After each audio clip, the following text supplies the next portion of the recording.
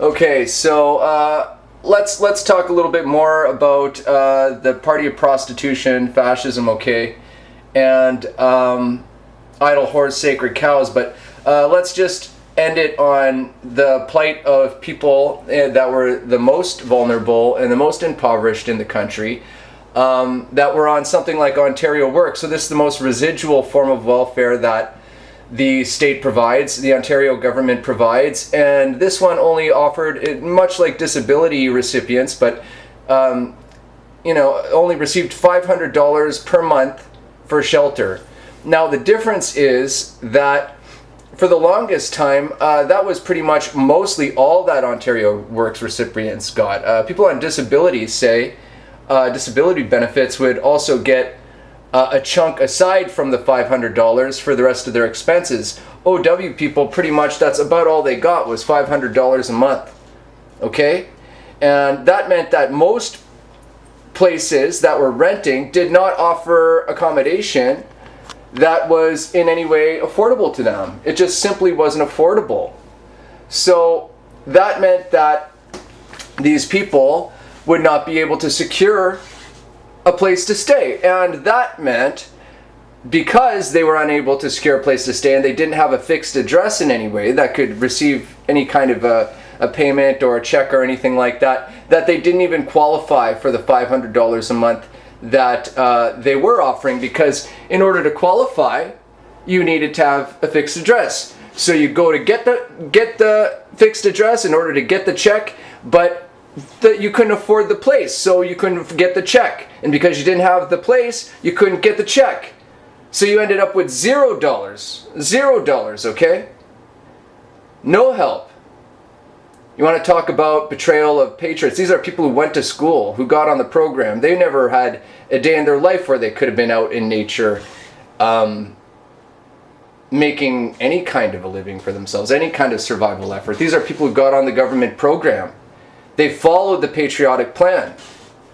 They were doing what the state wanted them to do, forced them to do, basically since they were children, in order to please the public sector and private profiteers.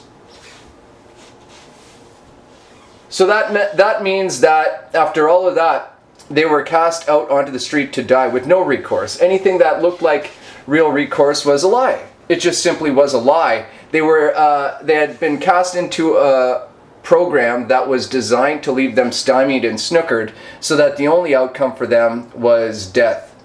It was death. On the street. Maybe lined up outside the soup kitchen day in, day out, sleeping under bridges until they die. In a brutal Canadian winter. 40 degrees below zero in many instances. Bitter, freeze you to the sidewalk cold. Okay? Right? That what's that story that they tell? And trust me, this also included children. So women, men, children. Everyone ever hear the story of the matchstick girl?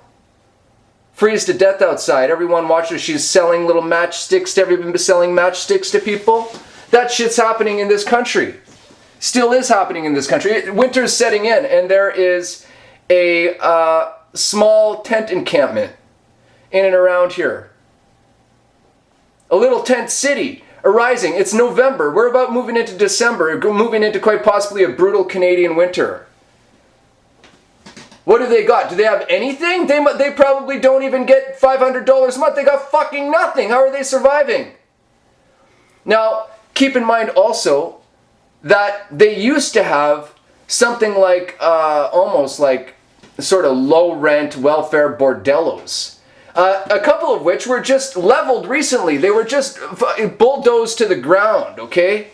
They sent backhoes and, wrecking balls and, bulldozers, and they just bulldoze them to the ground after years of them existing there. And they're basically low-rent hotels where, they didn't rent by the month. They maybe rented by the week. And then you would go in, and maybe with your, if you're lucky, you could say, oh, well, I'm staying at the fucking bordello of whatever, the fucking Lido or whatever it is. And then they'd say they'd get that $500 check, but that might only get them 2.5 weeks in, paid.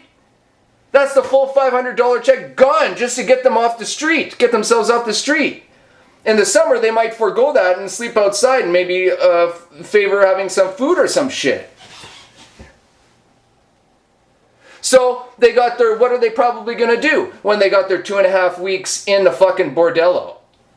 Well, you can probably almost guess 100% of the time they were prostituting themselves. And I guess who frequented those establishments, I bet? Guess who? The middle class? Maybe. Maybe. It doesn't matter who. It's going to be it was a bad scene. Desperate, desperate people. So again, fascists, okay? The party of prostitution. They don't care about anybody. They're willing to do the most unthinkable. Again, men, women, children on the street. Okay? Caught in this bullshit system wherein they can argue, oh, well, we're doing what we said we would. We offer supports. No, you don't. They don't effectively secure the resource. They don't effectively give the security that's required. And it puts people in a state of desperation that makes them vulnerable for slavery. Violation and abuse of the worst kind. And, you know, it's all set within the context of Holocaust. There's a Holocaust ongoing, and people aren't fucking talking about it, and that's unacceptable. That is not a democracy. Law is the core of democracy. Until it's established and life is guaranteed, there is no fucking democracy. It is a tyranny. It is fascism. Holocaust is the basis of fascism. Law is the core that cannot be moved or removed or extracted from a democracy. So be sure this is what's happening. And it's absolutely unacceptable. Poilievre is talking about building homes. Fucking Trudeau's talking about building homes. But they don't talk about how are you going to make it affordable? They're not going to be affordable by the time they're around in 10, 15, 20 years. Meanwhile, people are dying. You got one fucking answer. And that's expropriate either apartment buildings entirely or fucking individual residential properties from people who have those holdings in excess of a primary residence. So landlords who are renting for profit, take it from them, put it into the hands of either the state who runs it as a housing operation or in the hands of the people who they seek to house that are responsible and capable enough to run that project for themselves with some government support and guidance and help. That's what needs to be done. That's what's owed. There's a musical chairs thing going on where there are so many jobs. There's no such thing as full employment. The state does not pretend to even try to achieve it.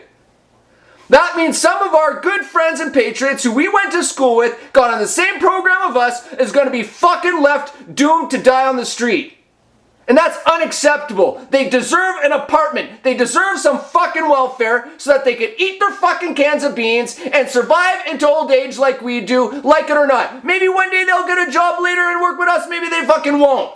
But we do not set them out to die, to terrorize the rest of the country, and to sit there languishing in torment unto death so that we can argue smugly for fucking conservative values or something like this and the right for the rich to pillage at any cost. End of story. Party of prostitution, fascism, idle horse, sacred cows, okay? Holocaust.